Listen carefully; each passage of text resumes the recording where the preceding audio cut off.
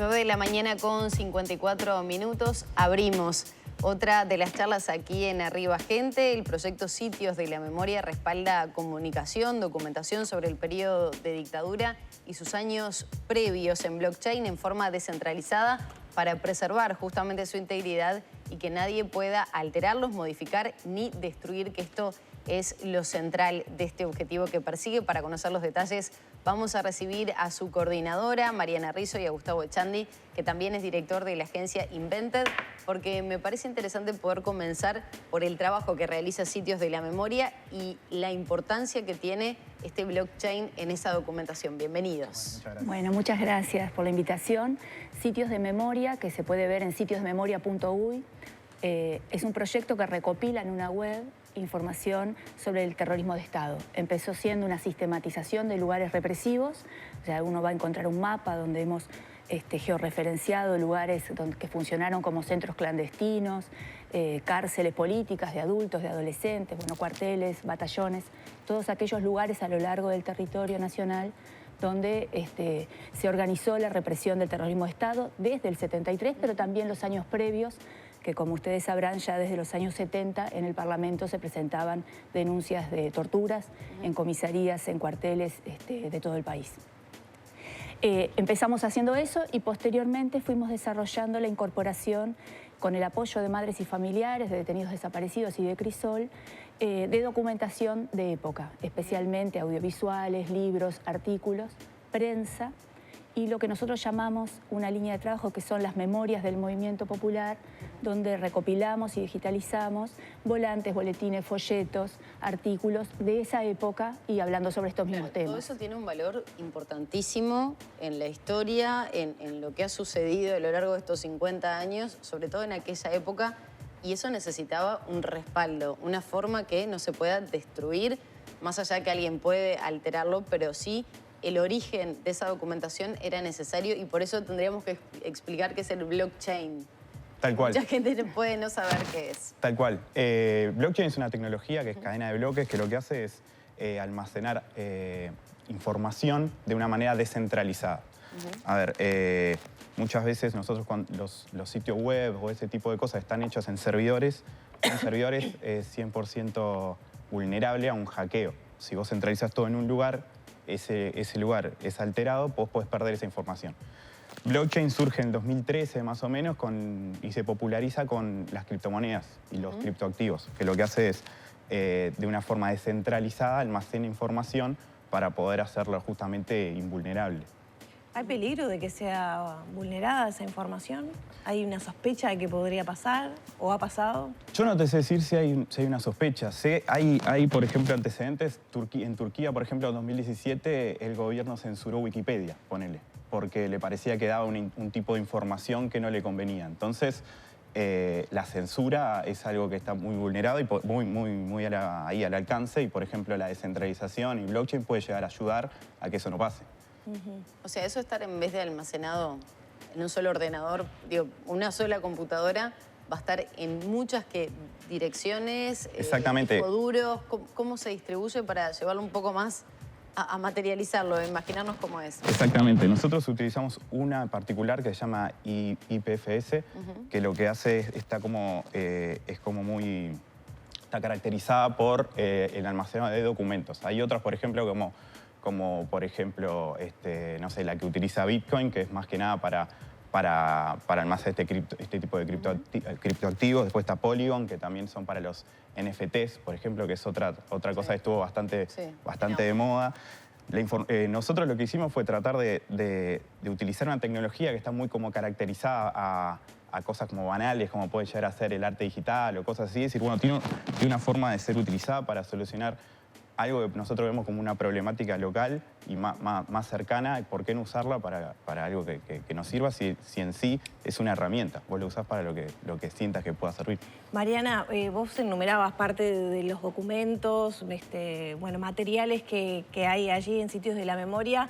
¿Qué se espera incorporar? Está el anuncio del Ministerio de Defensa de esta intención de iniciar un proceso para universalizar el acceso a algunos documentos de la dictadura. ¿Cuáles son los pasos a seguir por Sitios de la Memoria? Bueno, capaz que está buena a partir de tu pregunta, mencionar dos cosas. El 27 de junio del año pasado, con Sitios de la Memoria, Madres y Familiares, devolvimos al PIT-CNT, por decirlo así, a la Central de Trabajadores, cientos de materiales que recuperamos de los archivos militares.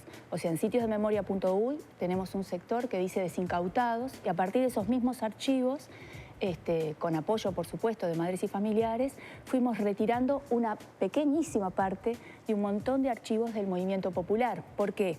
Porque en los operativos represivos, cuando se allanaban locales sindicales o gremiales, o se iba a detener o secuestrar a una persona, se allanaba su domicilio o el centro que fuera y se llevaban todos los materiales.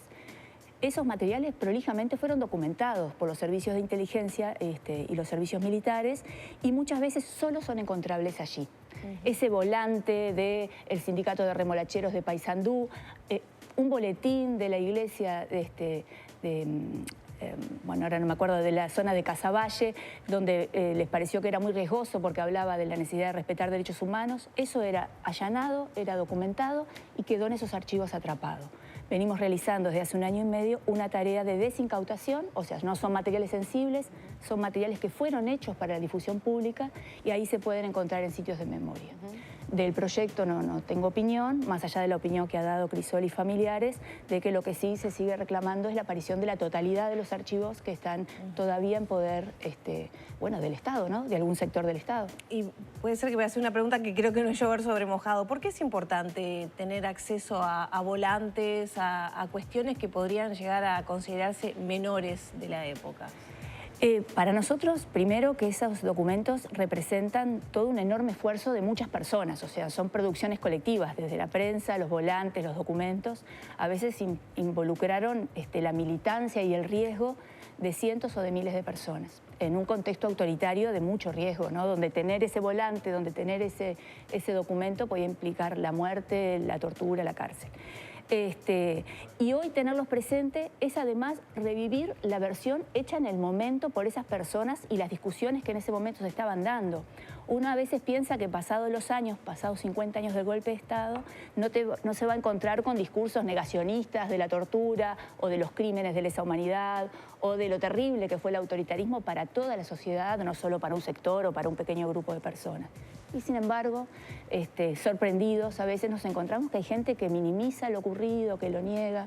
Y esos documentos de épocas permiten poner en blanco sobre negro una realidad que si no queda totalmente oculta. Mariana, en base a esa consulta, imagino que hay trabajos hasta académicos que se han podido realizar a partir de esa documentación que ha surgido, que se ha digitalizado, se ha resguardado. ¿Ha ocurrido eso? Sí, de hecho... o para entender determinadas situaciones puntuales de algún año, de algún sindicato, de alguna persona. Bueno, sí, sin duda. De hecho, ahora, el 1 de junio, se presenta un libro del periodista Víctor Bacheta sobre los 50 años del golpe y la huelga. Se presenta en la Biblioteca Nacional, ya hacemos la invitación, y una buena fuente de Víctor, además de que tiene décadas investigando estos temas, son materiales de época que están accesibles en Sitios de Memoria.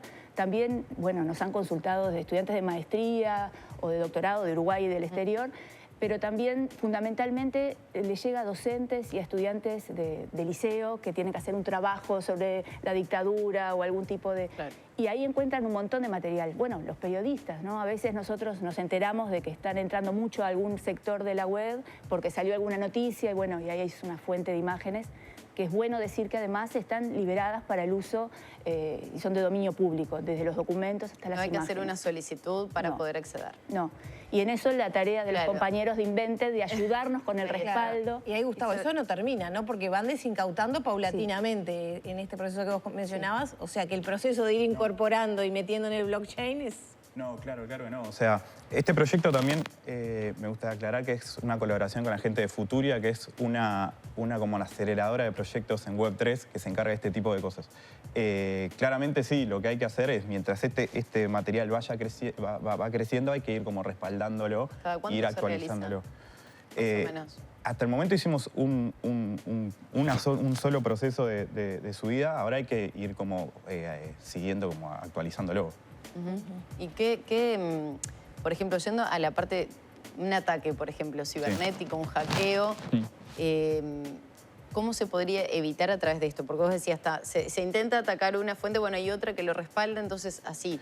¿No hay una forma de un ataque masivo a esas fuentes? No, es muy difícil porque en realidad al estar distribuido en tantas computadoras, o sea, vos no tiene forma de saber el... Funciona al estar todos, entonces vos podés atacar uno que igual va a seguir estando. No es como pasa con los, por ejemplo, hace poco, no sé si se acuerdan, que hubo un servicio de hosting de Europa que sufrió un ataque y hubo como 1 millón de webs que desaparecieron. Claro. O sea, es mucho más vulnerable al estar centralizado.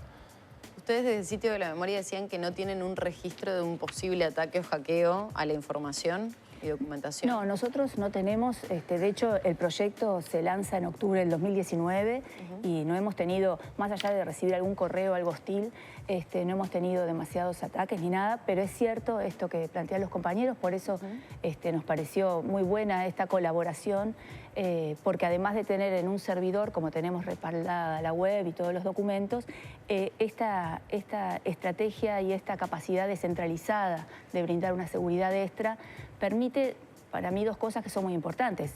La preservación, pero también permite poder pensar que la disputa que estamos dando con estos materiales por la historia y por la memoria, hoy por hoy y ya hace rato se da en territorios digitales. O sea, es necesario también adecuar las formas en las que preservamos nuestra memoria y la difundimos también a las tecnologías nuevas que eso nos lo permite. Ya tenemos que cerrar, pero ¿de qué fuentes se están nutriendo? Vos decías archivos, ¿por dónde vienen? Si hay que desincautar, ¿cuánto queda? ¿Cuánto, digamos, han recuperado de un cúmulo de otros documentos? En relación a la desincautación, un número mínimo, porque tenemos un acceso restringido a los archivos y es una parte de los archivos totales que la mayor parte todavía no se ha tenido acceso.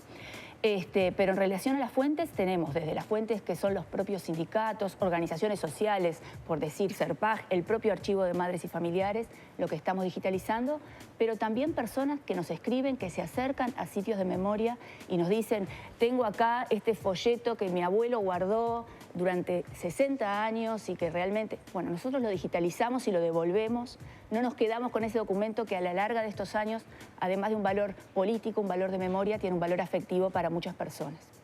Muy bien, Mariana, Gustavo, muchísimas gracias por acompañarnos. Información que siempre es importante que las personas así del otro lado tengan presentes, cómo funciona Sitios de la Memoria, pero también el respaldo que se está realizando a través de este blockchain que bueno, va a evitar cualquier tipo de situación conflictiva, de un problema respecto a esta digitalización. Cerramos por aquí la entrevista con Mariana Rizzo, coordinadora de Sitios de la Memoria, y también Gustavo Echandi, director de la agencia Invented.